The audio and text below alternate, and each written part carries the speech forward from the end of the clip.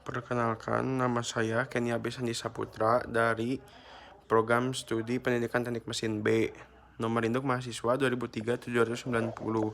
Di sini saya akan melakukan knowledge sharing berupa voice voice yang sesuai dengan topik, yaitu urgensi Pancasila sebagai pandangan hidup dan dasar negara.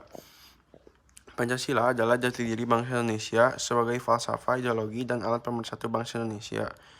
Pancasila merupakan pandangan hidup, dasar negara, dan pemersatu bangsa Indonesia yang majemuk. Begitu besar pengaruh Pancasila terhadap bangsa dan negara Indonesia. Kondisi ini dapat terjadi karena perjalanan sejarah dan kompleksitas keberadaan bangsa Indonesia seperti keragaman suku, agama, bahasa daerah, pulau, dan istiadat, adat istiadat, kebiasaan budaya, serta warna kulit jauh berbeda satu sama yang lain. Tetapi mutlak harus dipersatukan. Begitu banyak permasalahan yang sedang bangsa kita hadapi, mulai dari yang sepele sampai ke persoalan yang vital. Sebenarnya, semua persoalan bisa diselesaikan apabila rakyat Indonesia sudah menjiwai Pancasila. Tetapi negara hanya meninggikan keilmuan, ilmu pengetahuan, tidak adanya pendalaman Pancasila, penerapan Pancasila. Pancasila sebagai pandangan hidup. Pancasila dianggap memiliki nilai-nilai kehidupan yang baik.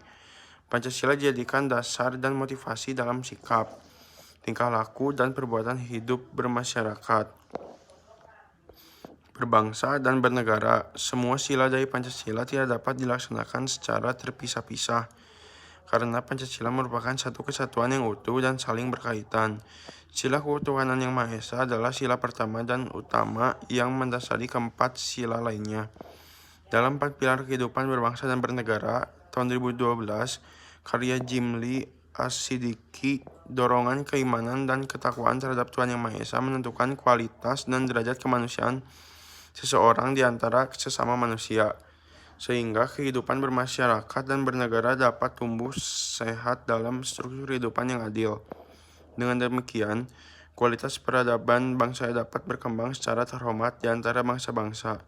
Semangat Pancasila, sila pertama, hendaknya meyakini bangsa Indonesia satu padu di bawah nilai ketuhanan yang Maha Esa. Perbedaan-perbedaan di antara sesama warga negara Indonesia tidak perlu diseragamkan, melainkan dihayati sebagai kekayaan bersama yang wajib disyukuri.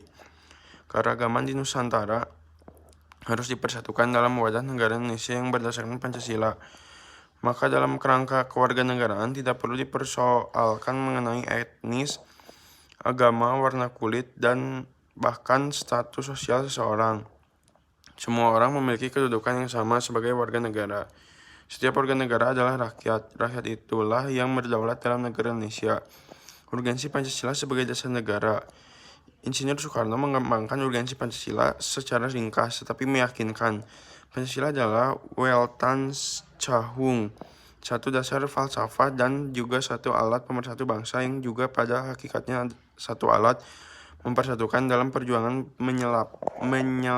melenyapkan segala macam penjajahan, terutama imperialisme.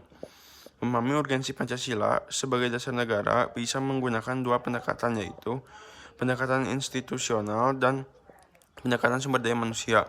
Pendekatan institusional adalah membentuk dan menyelenggarakan negara yang berdasarkan pada nilai-nilai Pancasila, sehingga negara Indonesia dapat mewujudkan tujuan negara atau terpenuhinya kepentingan nasional. Sementara itu, pendekatan sumber daya manusia terdapat pada dua aspek, yaitu orang-orang yang menjalankan pemerintahan dengan cara melaksanakan nilai-nilai Pancasila secara murni dan konsekuen di dalam mengemban tugas dan tanggung jawab, sehingga kebijakan negara akan menghasilkan kebijakan yang mengedepankan kepentingan rakyat. Tetapi melihat kejadian yang jauh dari sikap penerapan nilai-nilai Pancasila pada Indonesia, seperti masyarakat yang hanya memeluk agama tertentu karena faktor mayoritas sehingga ia tidak bisa menjalani ajaran agamanya dengan baik. Sikap tidak adil terhadap sesama hanya karena perbedaan suatu hal. Aksi bentrok antara suku karena rendahnya kesadaran dan rasa persatuan dan perlakuan tidak adil di beberapa tempat sosial karena faktor perbedaan ras. Untuk mengatasi beberapa masalah yang ada, perlu pemahaman yang mendalam terhadap urgensi Pancasila sebagai dasar negara. Dalam pemahaman tersebut ada tahap implementasi juga, yaitu tahap yang selalu memperhatikan prinsip-prinsip good governance, antara lain transparan, akuntabel, dan fairness, sehingga akan terhindar dari KNN, korupsi, kolusi, dan nepotisme.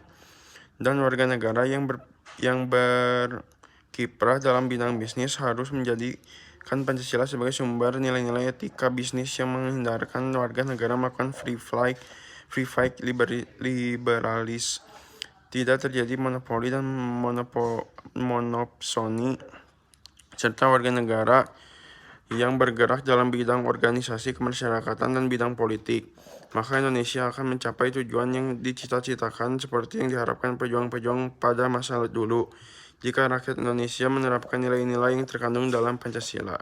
Sekian dari saya, terima kasih.